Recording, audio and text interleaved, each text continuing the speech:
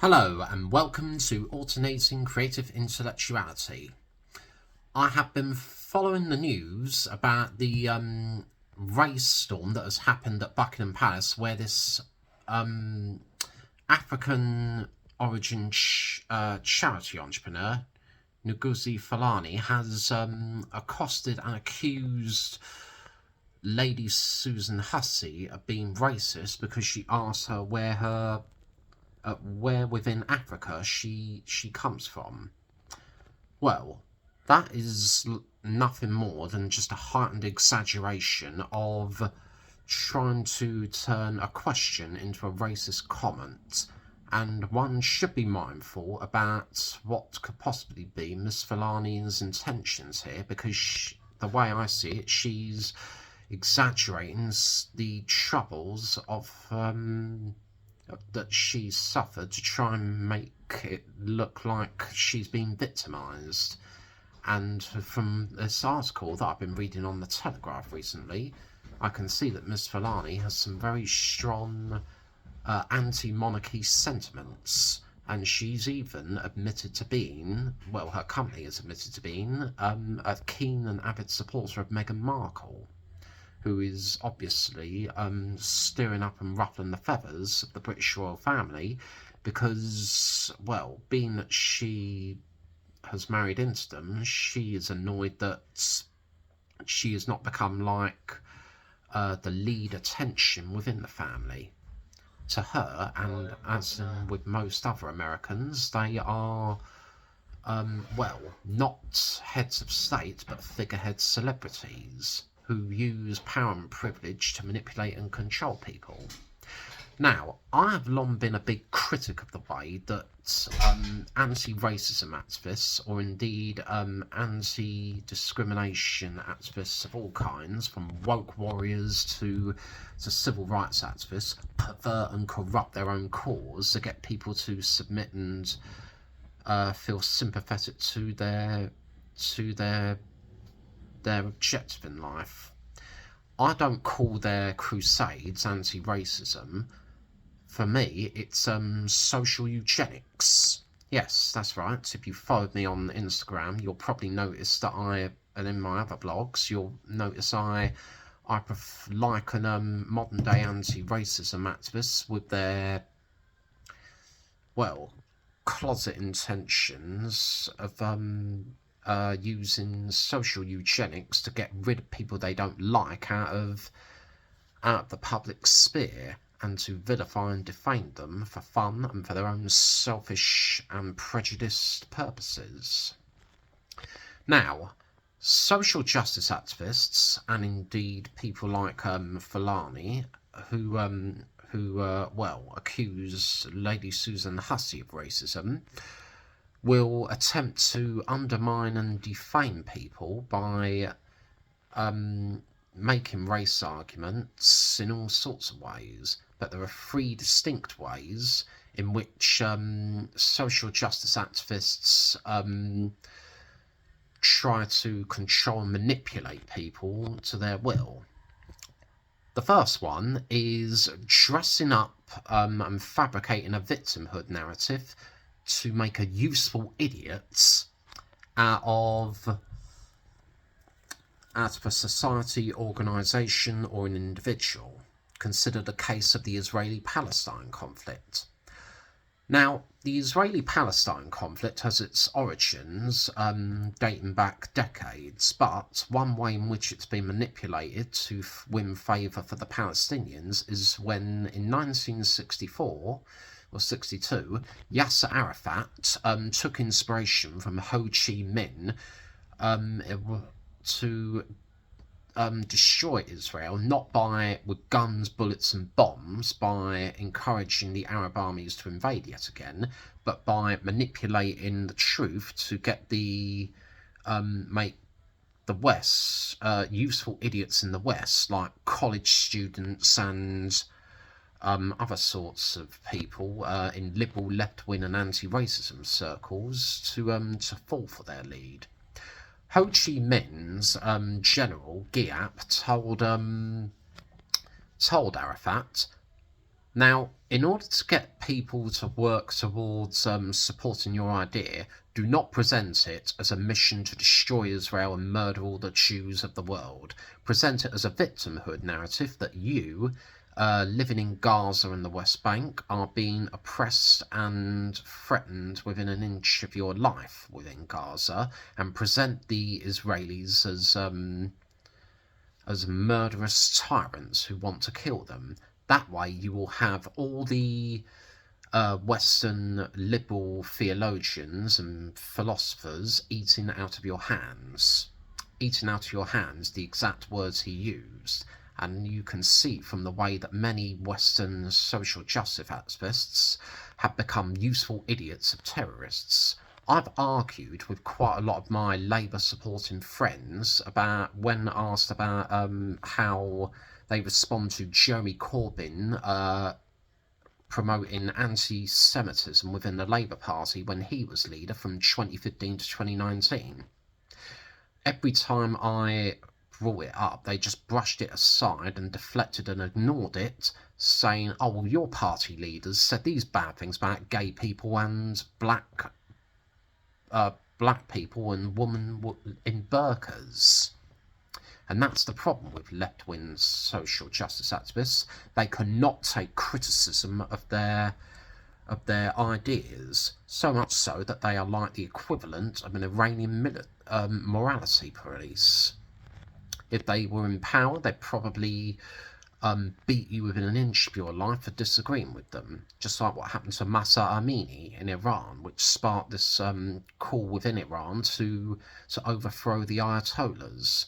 And I'm also a staunch supporter of the freedom of the Iranian people to break away from their tyrannical leaders. So, your people of Iran, if you're watching this, and you can hear it from me, the Ayatollahs must fall. Real democracy and liberalisation of the former Persian Empire, known as Iran, must live with freedom, woman and equality, real equality, not the kind of false equality that left-wing perverted SJWs and woke warriors perpetrate.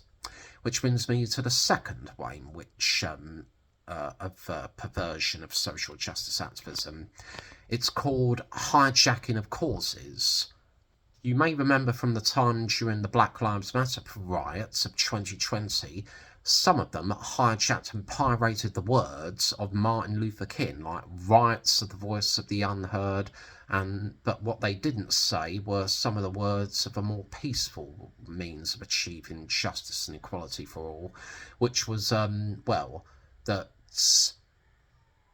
darkness cannot be driven out by more darkness, only lightness can do that. Lightness is lit by love and justice between fellow human beings.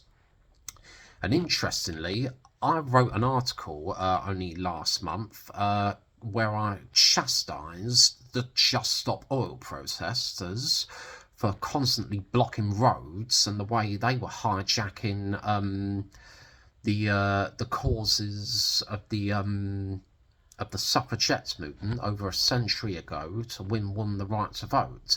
Well, their fight for saving the planet from climate change is in no way comparable to that of the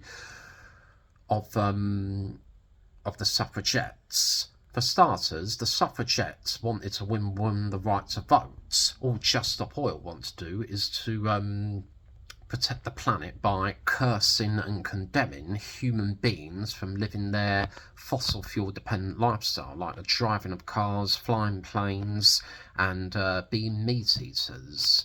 That's not a call for justice. That is a call to what I would say socially apply social eugenics to their cause. Yes, that's right.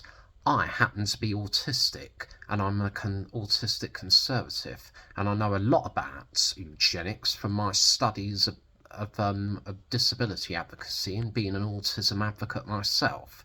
And one thing that I do not take kindly to is the way in which people pervert the concept of eugenics to say, I don't like that person's race, let's get him out of here, or that person over there like a disabled person such as myself is a useless eater. Let's stick him in a ghetto until he dies because, well, he's a drain on the NHS.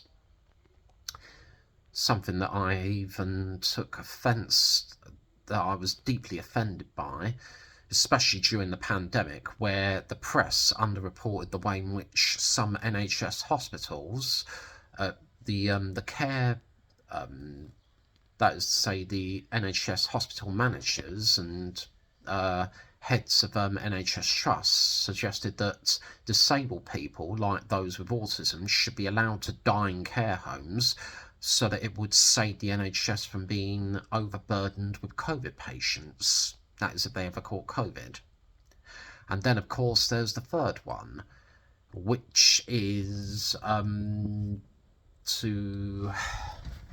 I wrote it down earlier, which I've also replied to a